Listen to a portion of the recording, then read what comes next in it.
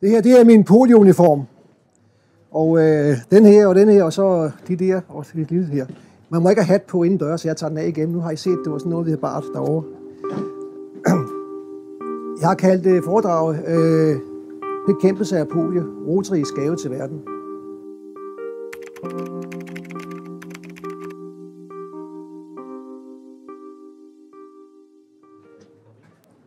Rotary begyndte allerede i 1979 et program på Filippinerne, hvor man begyndte at vaccinere børn på Filippinerne. Og det program, det var ret vellykket. Og så man begyndte at få nogle tanker i Evanston over i vores hovedkvarter, at der var måske en mulighed for, at det her vellykkede program, man har haft på Filippinerne, det kunne måske spredes ud til hele verden. Og man begyndte så i begyndelsen af 80'erne at lægge planer for, hvordan man kunne bekæmpe polio. Tanken opstod, at vi skulle bekæmpe polio i verden.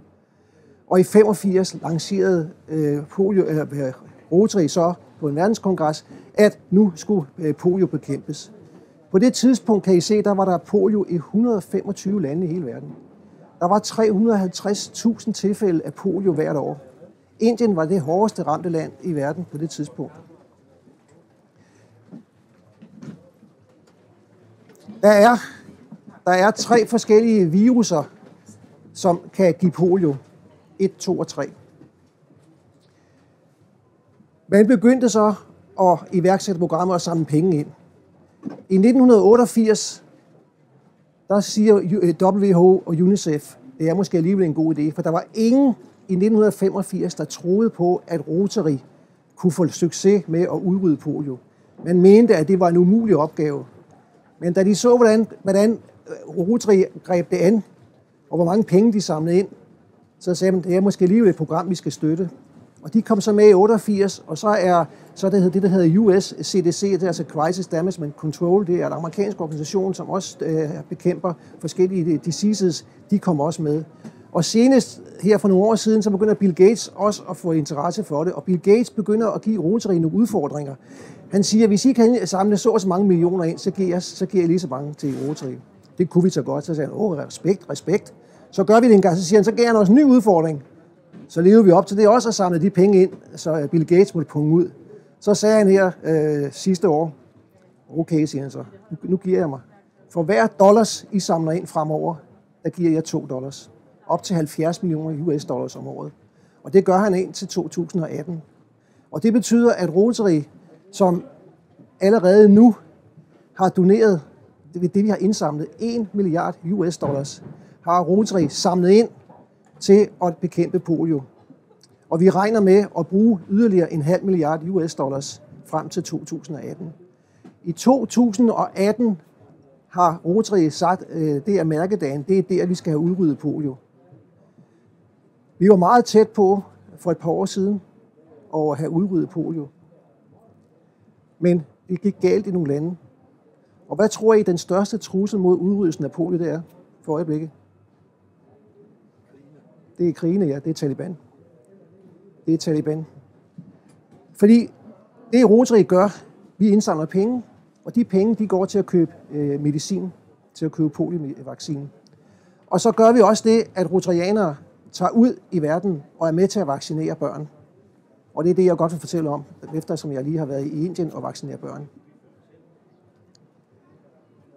Det her, det er, som det ser ud for øjeblikket. Jeg tog det fra WHO's statistikker her forleden dag, kan I se den 3. juni. Det var de sidste tal, der var. Og det er jo meget, meget, meget opmuntrende tal.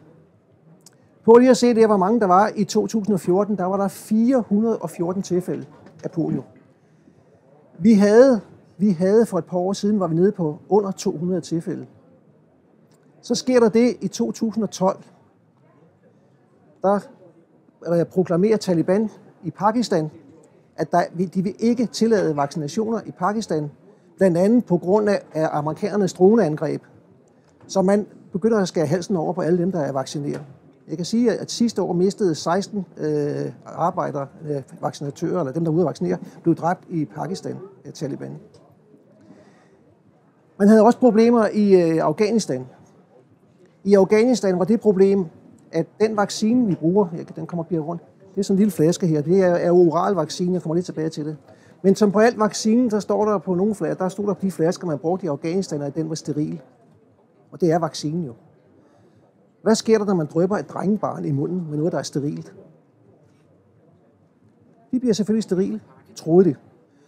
Det var nu vestens nye våben mod islam i Pakistan. Det var, at vi gjorde alle drengebørn sterile ved at gå og dryppe dem i munden med noget. Så derfor forbød de i Afghanistan, at vi vaccinerede børn. De er nu blevet klogere, og de her warlords derude, de er begyndt at gå forrest i rækken og få deres drengebørn vaccineret, så landsbyboerne kan se, at børnene bliver vaccineret, og der ikke sker noget. Så der er problemet i Pakistan er minimalt for øjeblikket, og den polio, der er, de kan se, I kan se, hvor mange tilfælde der har været. Der har været 2 tilfælde i år. Det er noget, der kommer fra Pakistan. Der er også polio i Nigeria. De 3 øverste lande med rødt, det er de lande, hvor man kan sige, de er polioramte stadigvæk. Nigeria har et problem. Det hedder Boko Haram. Boko Haram har gjort det samme som Taliban i Pakistan. De skal halsen over på de mennesker, der går ud og vaccinerer. Men Boko Haram er på tilbagetog for øjeblikket. Så der kan I se, at Nigeria har overhovedet ikke haft nogen tilfælde af polio i år. I vil så kunne se, at der er 2 kolonner. En, der hedder VPV. Det er vild poliovirus. Det er altså den, der giver polio. Det er den, der normalt giver polio. Og så er der en, der hedder det der lille CVD. Det er polio, man får af at bruge den vaccine her. Det her, det er jo levende. Det er levende polio, man bruger. Det her, det er jo polio, man har i her. Man giver dem polio i en lille dosis. Og hvis børnene er i et område, hvor der ikke er særlig meget vaccine, hvor der ikke er vaccineret ret mange børn, og de er underernærede, og de lever under meget dårlige sanitære forhold, så kan den her levende virus, man drømmer i munden med, den kan mutere.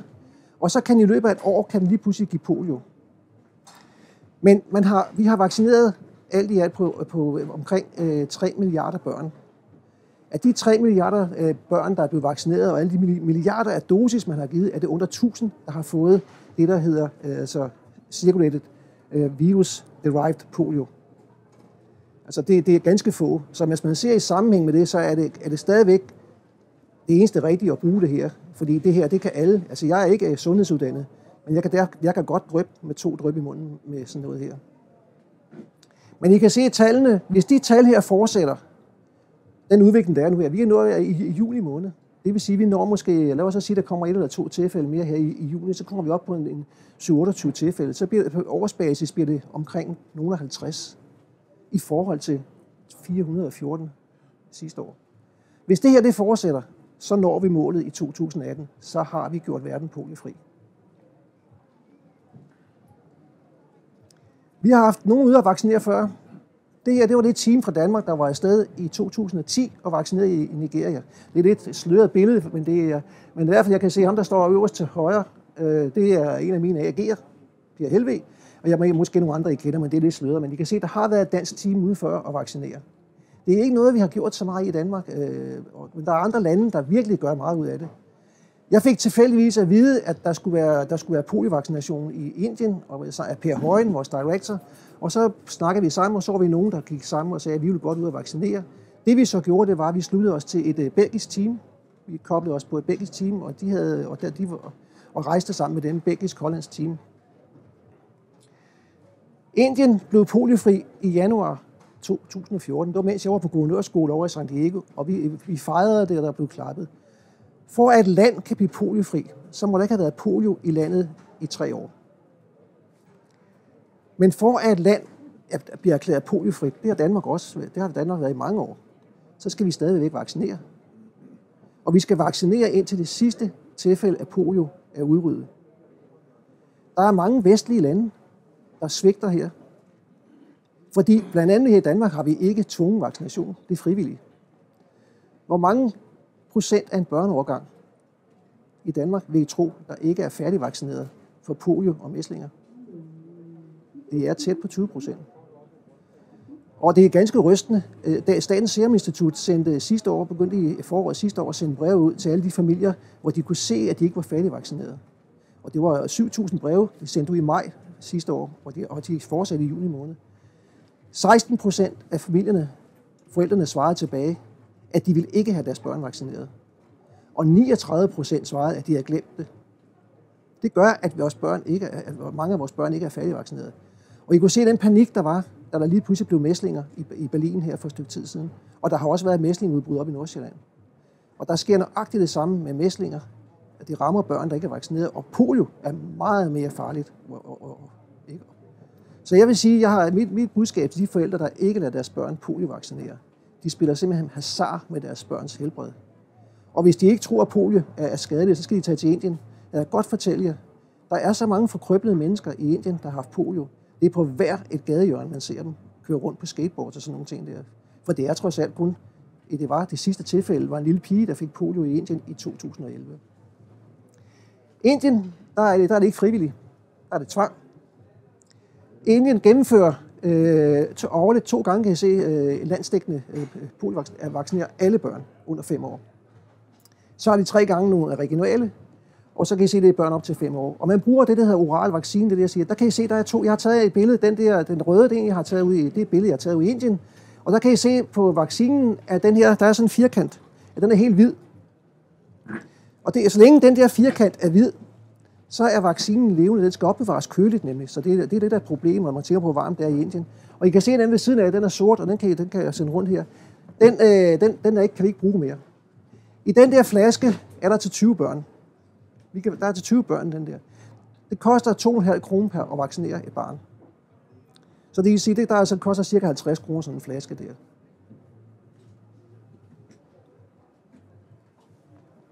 Det her, det hedder National Immunization Day, og det er fakta. Prøv lige at se, og jeg synes, I skal sende den sidste linje først.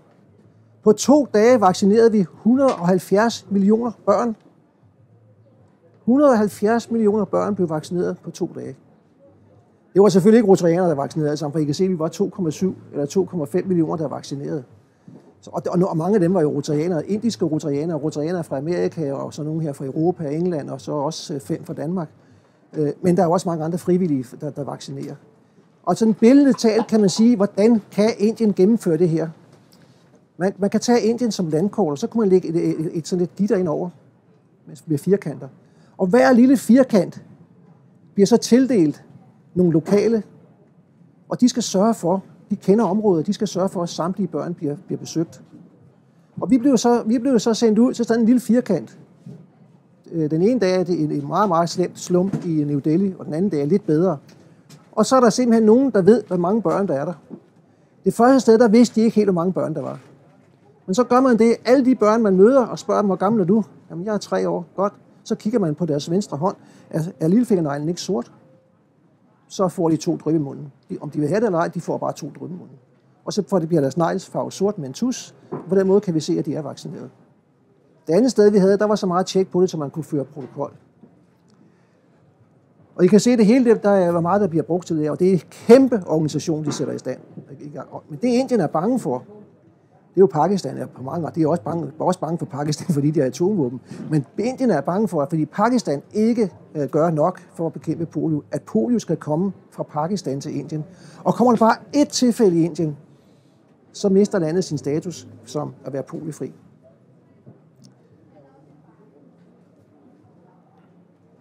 Her har vi det danske team. I kan se og kende dem. Det er Per Højen, vores director. Og så hans kone, Annette. Og så Jette, som også er parskone. Og så er der mig selv, og så er der Bente, som er sygeplejerske fra Næstved. Hun er ikke rotarianer, men hun kender mig. Og hun vil gerne ofre de penge, det kostede at komme ud og vaccinere. Hun havde altid drømt om at gå imod Theresas fodspor. Og det kom hun også til. Det skal jeg da så sige. Det gjorde hun. Man bruger 4 dage på det. En dag, hvor man bliver instrueret. Så bruger man en dag, hvor vi var ude på en skole, hvor der er så en hel masse optog. Men derefter så går vi i optog igennem slummet, for at gøre opmærksom på, at vi skal vaccineres.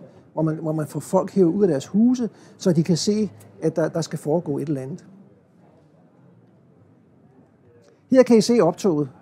Og vi gik med, I kan se, at vi har de her på, og vi har også den der hue på, jeg viste jer, og vi har de der flag, som vi gik delt ud, som man gik og viftede med. Eller forrest, I kan se det sådan, måske det er lidt svært at se, men det var nogle VIP's, rotarianere og en poliokoordinator ind, der sidder på nogle kameler. I Indien er der jo kameler, de har jo kameler, og de gik forrest der med dækket til med sådan noget India Polio Free og Rotary og alt muligt andet. Og så kom der et orkester, og så kom alle os, der i gule trøjer der, og så kom skolebørnene. Og vi gik rundt et par timer der i slummet for at gøre opmærksom på, at i morgen der kommer vi. Og jeg kan sige, at det var helt fantastisk at gå rundt der. Ældre mennesker kom ud og trykkede os i hånden og sagde tak. De var udmærket godt klar over, hvad det drejede sig om. Og ved I hvad, de små børn, de stod og gjorde stande her. De kender godt vores so close, ikke? Det har jo, vi kan se i vores blade, vi bruger det her tegn so close, fordi vi er så close på, at vi har udryddet polio.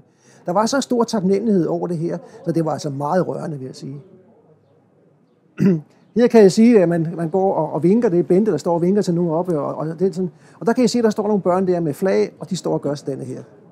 De står og gør sådan her, og de gør sådan her. De er udmærket klar over, hvad det betyder det her.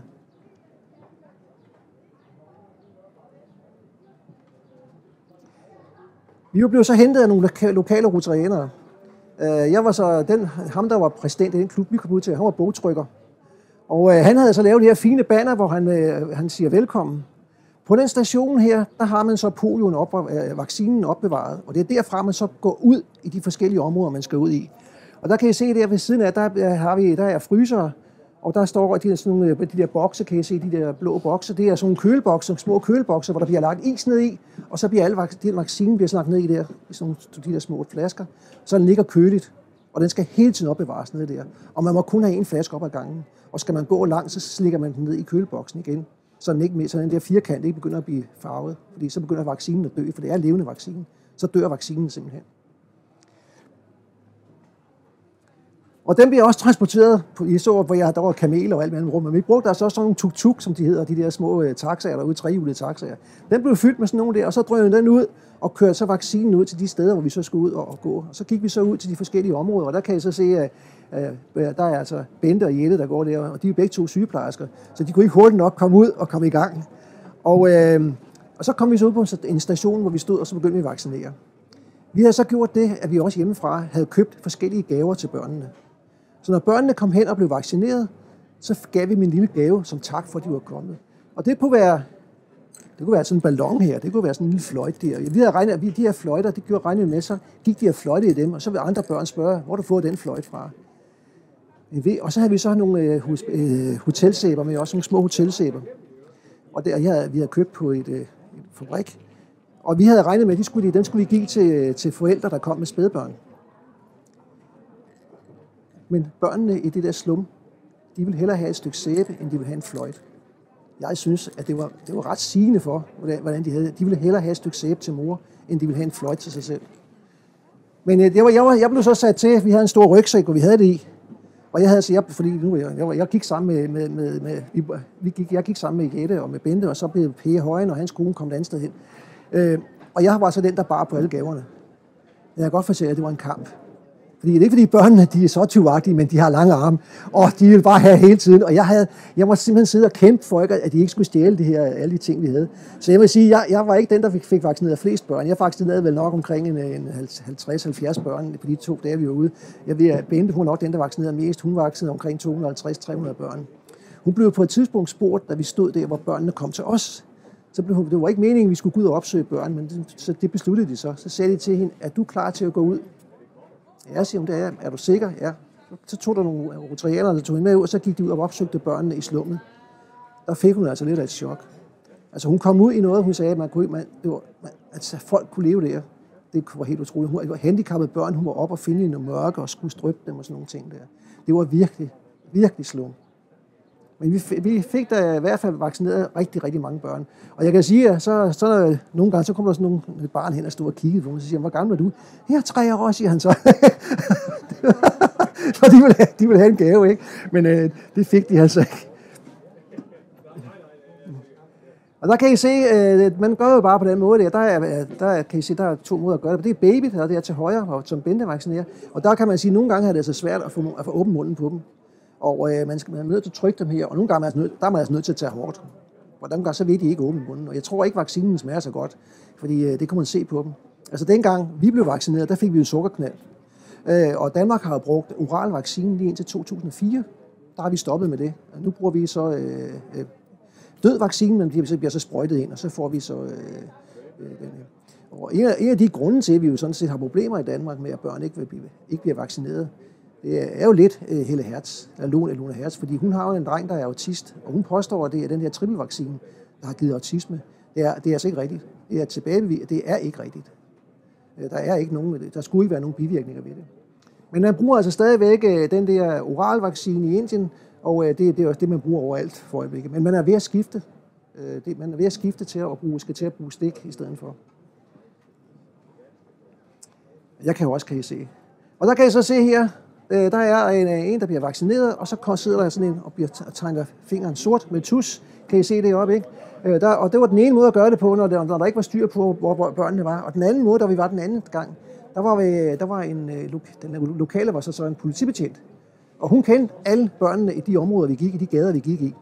Når hun kom ind til en familie, og så havde hun sådan en bog med, der var så en hjælper, der havde sådan en bog med, og hun havde simpelthen, der er 3 familier der på den side der.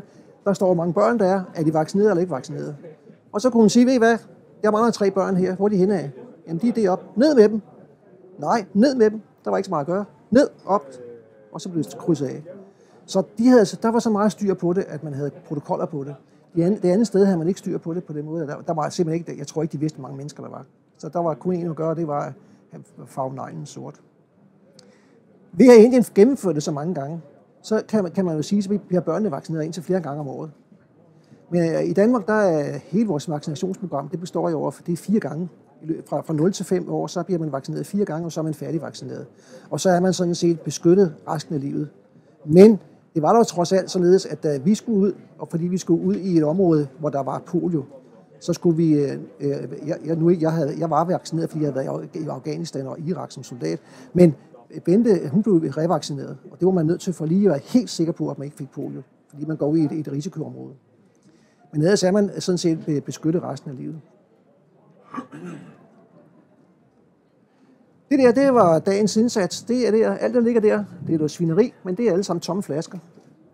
Det er fra en station, en af den der station, vi gik ud fra, og det var dagens høst, kan man sige. Der kan I jo se, hvor mange flasker der ligger der, så det er rigtig, rigtig mange børn, der bliver vaccineret på sådan en dag. Det er bare sådan et område der. Det gav selvfølgelig også noget PR.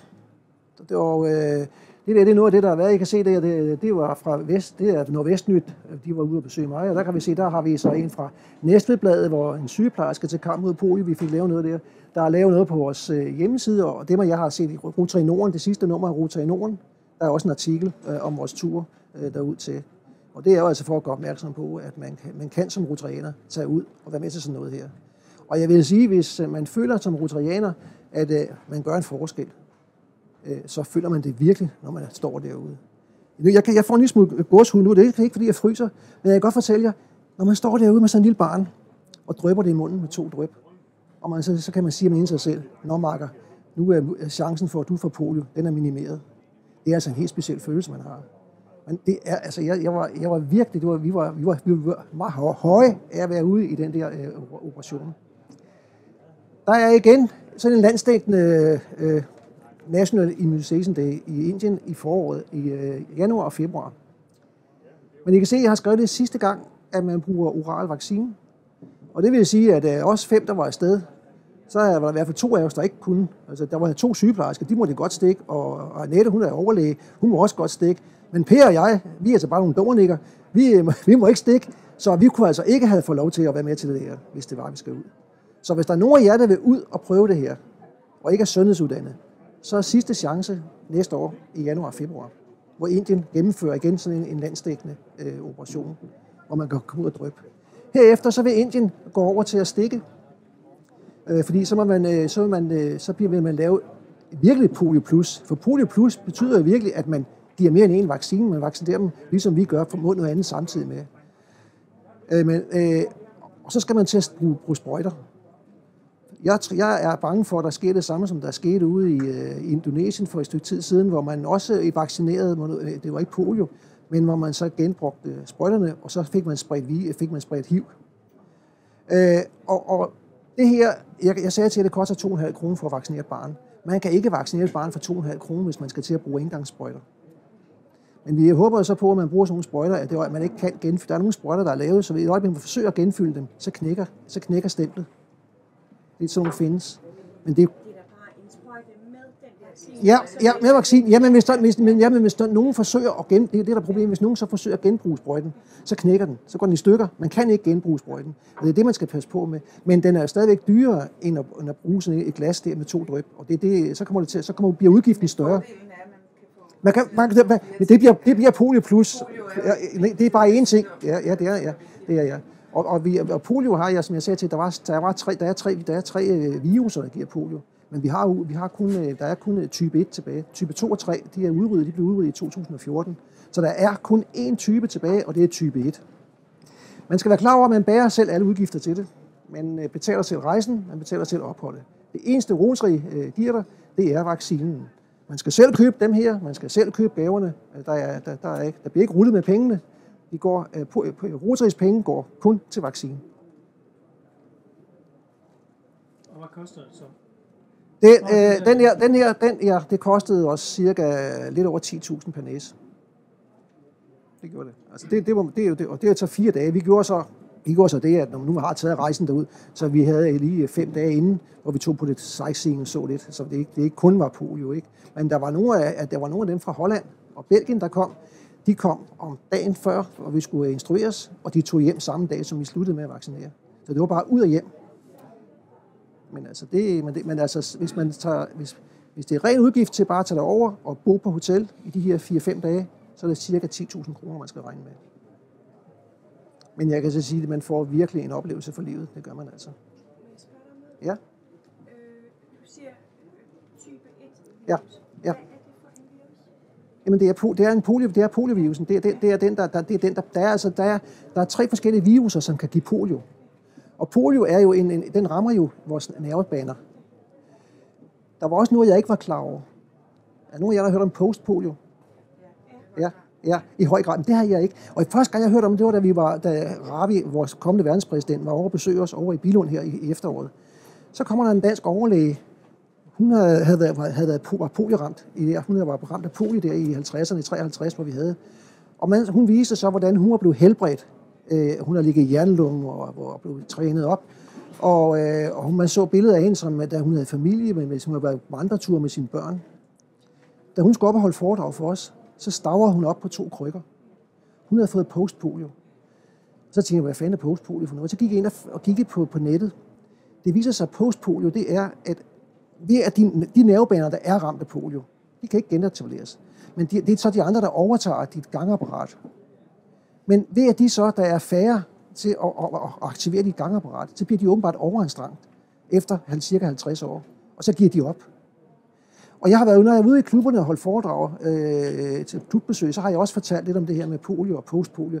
Og det er ikke én klub, der er flere klubber, for der er nogen, der rækker hånden op og siger, ja, det kan jeg kun støtte det. Jeg er begyndt at få problemer. Jeg har også haft polio, og jeg er begyndt at få problemer med at gå. Og så er der altså ikke noget at gøre. Der er ingen helbredelse for postpolio. Så det er jo virkelig forfærdeligt, at vi har en sygdom, som rammer dig som barn. Du kan blive helbredt, men du kan frygte, at den kommer tilbage, når du er cirka en 55-60 år. Ikke? Så det er en forfærdelig sygdom. Og det er derfor, den skal udryddes. Også fordi den primært rammer børn. Det er jo børn, der bliver ramt. Ganske forfærdeligt.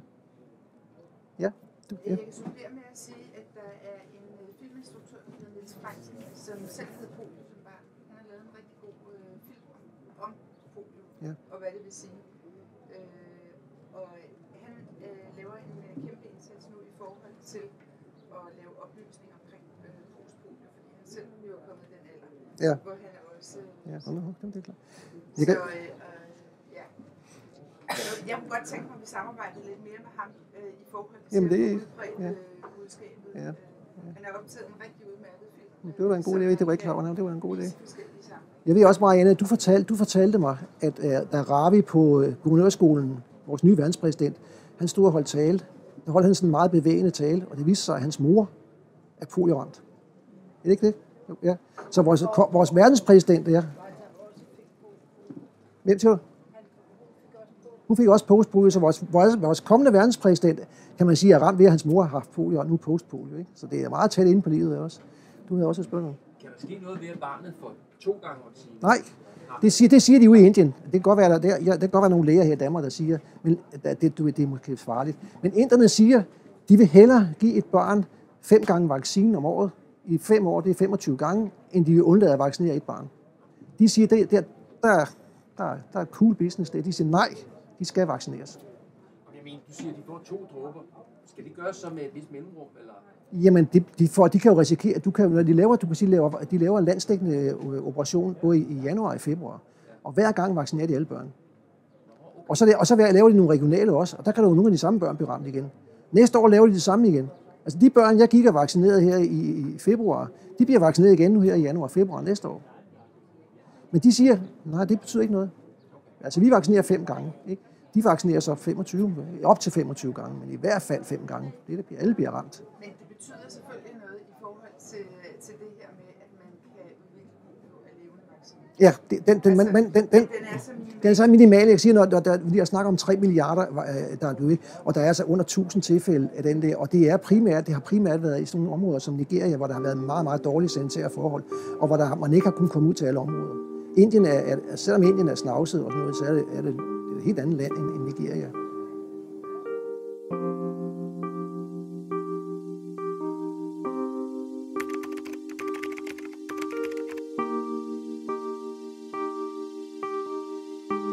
Jeg synes, at det er formidabelt, at der er nogen, som også fra Danmark tager ud og giver sådan her. Jeg synes, vi skal give dig. Tak skal du.